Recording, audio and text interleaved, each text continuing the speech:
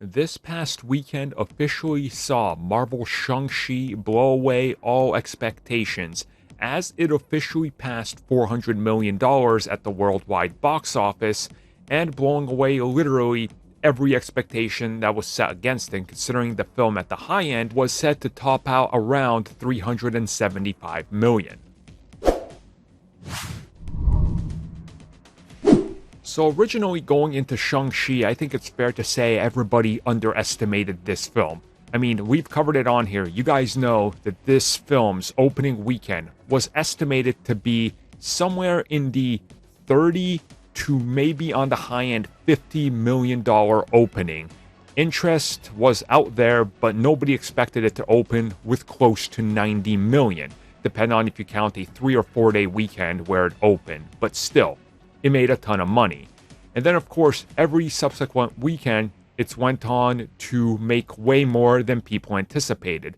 This past weekend, it passed that threshold of $400 million, which literally no analyst expected it to make prior to its release, because it just seemed out of the question. I mean, interest for the character apparently wasn't out there, despite the character tracking higher than most things these days in search trends and mentions, but who knows what they were looking at as opposed to what other people were looking at. But clearly other people went out, they wanted to see the film, repeated viewings, word of mouth, it's all helped contribute.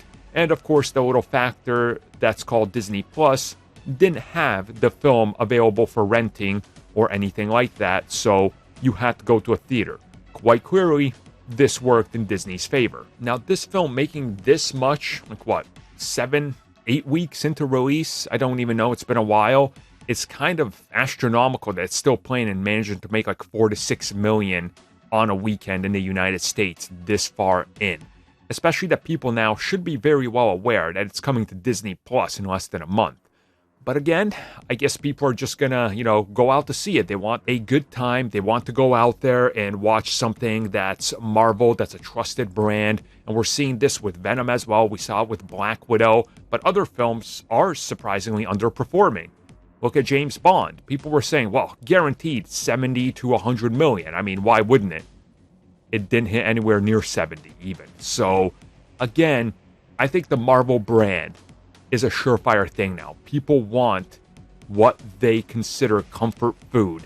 They want something that's consistently delivering that type of action and atmosphere and thing that makes them feel at ease and reminds them of a time before everything went to a giant disaster. Marvel Studios and Marvel, to an extent now with Venom, is delivering. So good news for both films, as both are blowing away expectations. Nothing but good to report on both fronts.